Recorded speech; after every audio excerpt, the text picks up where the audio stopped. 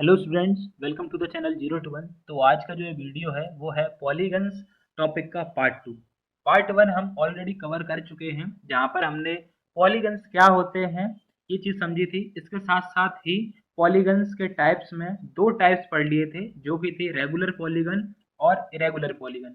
आज की इस वीडियो में हम लोग आगे के दो बचे हुए पार्ट्स देखेंगे पॉलीगन के, जो कि हैं कॉन्वेक्स पॉलीगन और कॉनकेव पॉलीगन।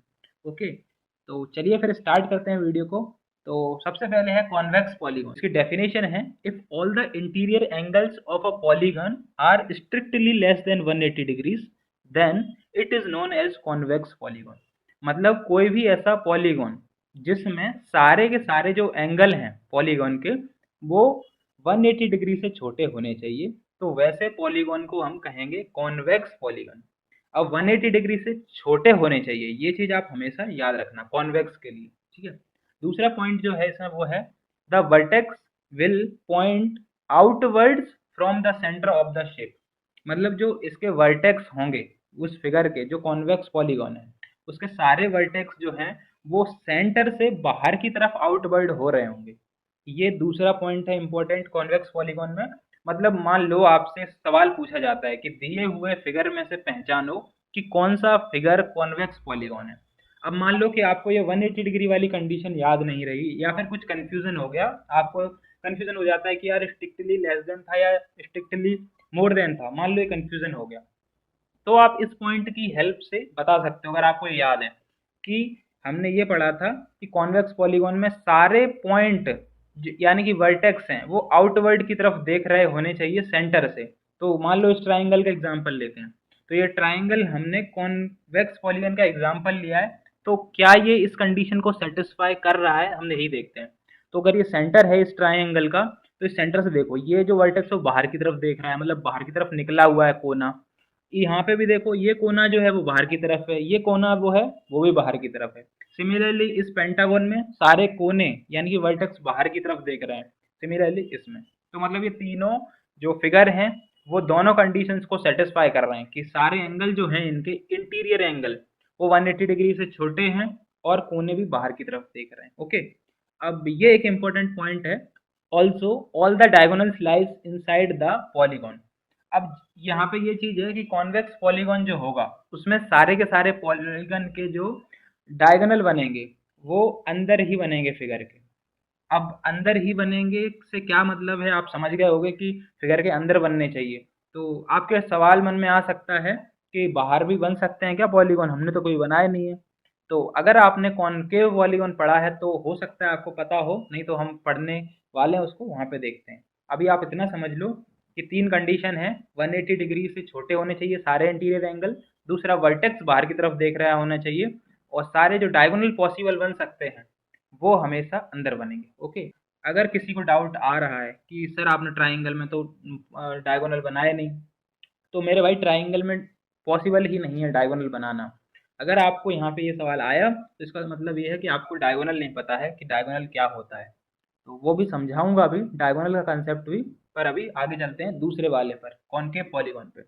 तो कॉनकेव पॉलीगन में पहला पॉइंट है, if one or more interior angles of a polygon are more than 180 degrees then it is known as concave polygon.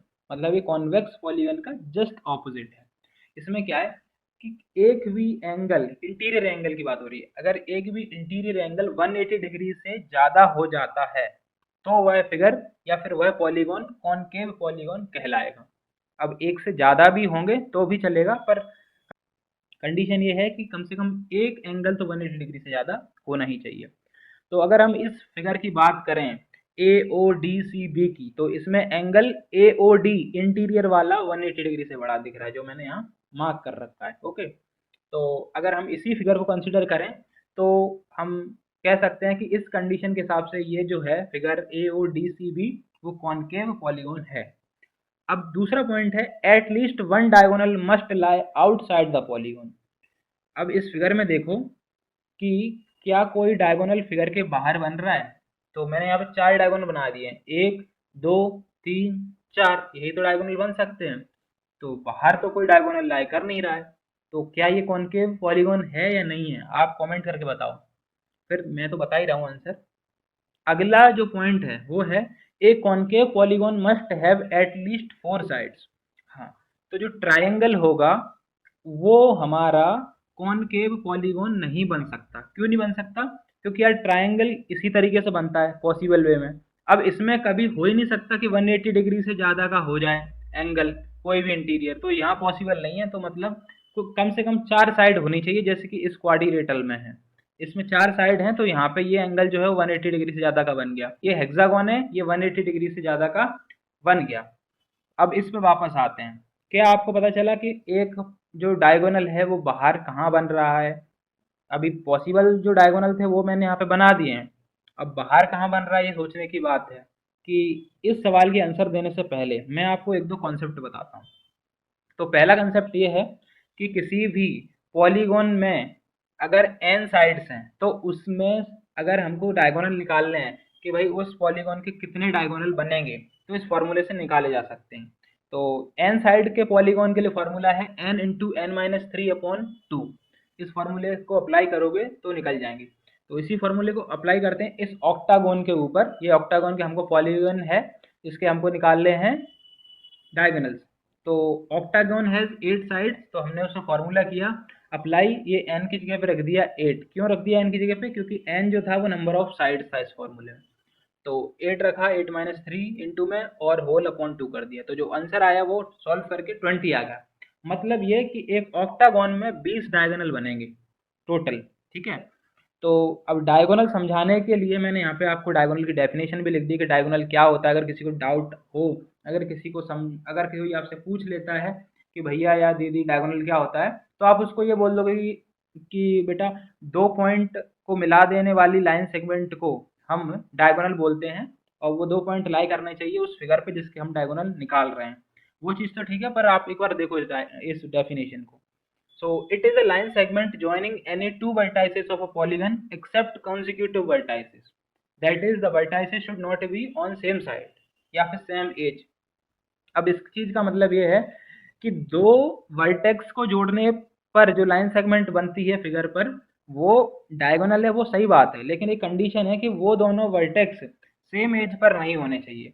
Same as per इसलिए नहीं होने चाहिए क्योंकि अगर ऐसा होगा तो उनको मिलाने वाली जो लाइन सेगमेंट होगी वो हमारी वो साइड बन जाएगी डायगोनल की जगह। जैसे मान लो कि इस वर्टेक्स को कंसीडर करें, तो इस वर्टेक्स के कॉन्जिक्यूटिव जो पॉइंट्स हैं या कह लो वर्टेक्स हैं, वो एक ये है और एक ये है। तो अगर मैं यहाँ से इधर खींच देता तो ये तो साइड ही बन रही थी, यहाँ डायगोनल तो बनता ही नहीं। तो और क्लियर हो जाए इसलिए मैंने इस ऑक्टागोन में सारे डायगोनल आपके लिए नहीं बनाए हैं, सिर्फ दो पॉइंट को कंसीडर किया है और वहां से निकलने वाले सारे डायगोनल हमने बनाए हैं। तो देखो इस पॉइंट से देखो, इस पॉइंट को छोड़ देंगे और इस पॉइंट को छोड़ देंगे, तो बचे हुए 5 पॉइंट्स पे 5 डायगोनल निकलेंगे। एक ये गया, एक ये गया, एक ये, और एक ये रेड रेड और येलो दोनों के लिए सेम ही है तो इसलिए आपको येलो दिख रहा है, और बाकी एक ये गया। ठीक है, तो 5 डायगोनल यहाँ से बने। सिमिलरली इस पॉइंट से देखोगे तो 5 डायगोनल इधर निकल गए। अब हर पॉइंट से 5-5 अगर हम बनाएंगे तो टोटल तो 40 हो जाएंगे। 8 पंचे 40 होता है ना। पर क्या होता है कि कुछ कॉमन निकल जाएंगे, जैसे कि इन दो पॉइंट में ही देख लो एक कॉमन है, सिमिलरली इन दो पॉइंट में एक कॉमन होगा, एक कॉमन होगा, तो वो 40 के आधे रह जाएंगे। समझे? तो इसलिए यहाँ पे 20 बनेंगे। तो इस स्लाइड को लगाने से ये पर्पज था कि भाई किसी भी पॉलीगॉन में n साइड है तो आप उसके डायगोनल निकाल लो। ठीक है, और यहाँ पे आपको डायगोनल समझ में भी आ गया होगा। अब ये फॉर्मूला बताया इसलिए क्योंकि यहाँ हमको डाउट आ रहा था। क्या डाउट आ रहा था? कि हमको ये फिगर कौन सा दिया है, 1 2 3 4 5 पेंटागन है, तो पेंटागन में कितने डायगोनल बनने चाहिए? तो अगर यही फॉर्मूला हम अप्लाई करें तो देखो 5 into 5 minus three upon to, तो 5 तो यहीं रहेगा, 5 माइनस थ्री जो होगा वो 2 हो जाएगा, तो ऊपर का 2 और नीचे का 2 कैंसिल आउट और बचा यहाँ पे 5। तो कुल मिला के पेंटागन के 5 डायगोनल आने चाहिए, पर हमारे यहाँ पे कितने बने हैं? 1 2 3 4, मतलब एक डायगोनल मिसिंग है। और यहाँ पे बोला भी गया था कि eight least one diagonal must lie outside the polygon. तो बताओ जो बचा हुआ डायगोनल है वो कहाँ बनेगा? आउटसाइड में ही बनेगा ना। तो ए और डी पॉइंट को जब आप मिला दोगे तो वो 5 बार रिक्वायर्ड डायगोनल होगा। ओके, तो यही चीज यहाँ कंटिन्यू करके बताई है मैंने। ये देखो सेम चीज सेम स्लाइड है, बस ये डायगोनल बना दिया है। तो यहाँ पे इसकी समरी लिख दिया आपके लिए कि पॉलीगन जो है वो क्या है, यहाँ पे ये वाले फिगर का पेंटागन है। नंबर ऑफ डायगोनल्स कितने बनेंगे, 5, और ये 5 कैसे आए, इस फॉर्मूले से आए। अभी हमने यहाँ कैलकुलेट किया था ओरली, आपके पास पेन और कॉपी, आप उसमें कैलकुलेट कर सकते हो। डायगोनल के नाम लिख दिए भाई सारे। एक एडी बनेगा, ये वाला एडी, ठीक है। दूसरा ओसी बन जाएगा, ये ओसी। फिर एक ओबी बनेगा, ठीक है। उसके बाद एसी बन जाएगा, ये बड़ा वाला एसी, और एक बन जाएगा ये बीडी, ठीक है। अब इसमें भी दो कैटेगरी मैंने आपके लिए बिल्कुल सिंपल सिंपल कर दिया है कि इनसाइड डायगोनल जो थे वो 4 थे, और आउटसाइड जो बन रहा वो एडी था, ठीक है। मतलब जितना बेस्ट पॉसिबल वेज होता है समझाने का, मेरे अकॉर्डिंग मैं उस तरीके से आपको समझाने की कोशिश कर रहा हूँ। आई होप कि आपको सारी चीज़ें क्लियर हो गई होंगी।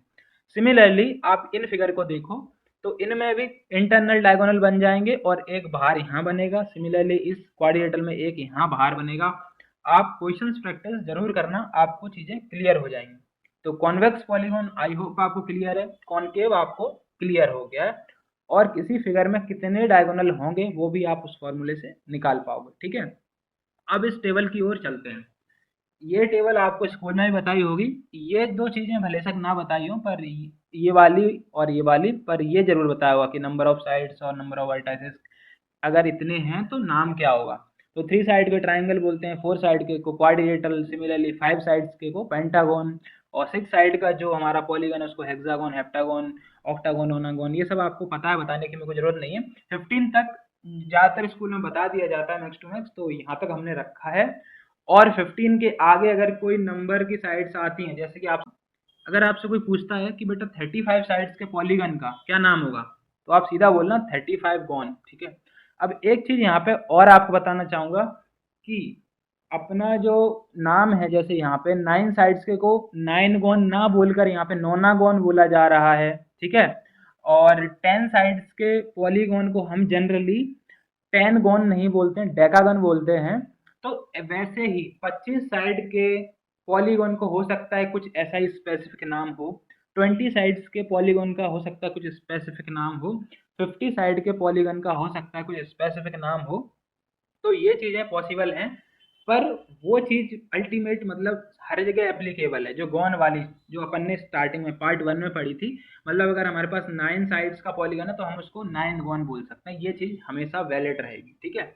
अब कितने वर्टाइसेस होंगे तो ये भी लिख दिया है, तो यार ऑब्वियस सी बात है जितनी नंबर ऑफ साइड्स होंगी, ठीक है, उतने ही वर्टाइसेस रहते हैं। ओके, तो ये सारी चीज़ें लिखी हुई हैं। और इसके अलावा नंबर ऑफ डायगोनल्स भी हमने यहाँ पर डाल दिए हैं। तो अब नंबर ऑफ डायगोनल आप निकाल सकते हो उस फॉर्मूले से भी, उस फॉर्मूले से निकाल के यहाँ पे रखे गए हैं। तो नंबर ऑफ डायगोनल देख सकते हो आप, ट्राइंगल में 0 है, इसीलिए हमने यहाँ पर ये ट्राइंगल में 0 डायगोनल बनाए थे, क्योंकि पॉसिबल ही नहीं है यार डायगोनल बनना। और क्यों नहीं बन पाएंगे, वो डायगोनल के कंसेप्ट में आपने समझ लिया, ठीक है।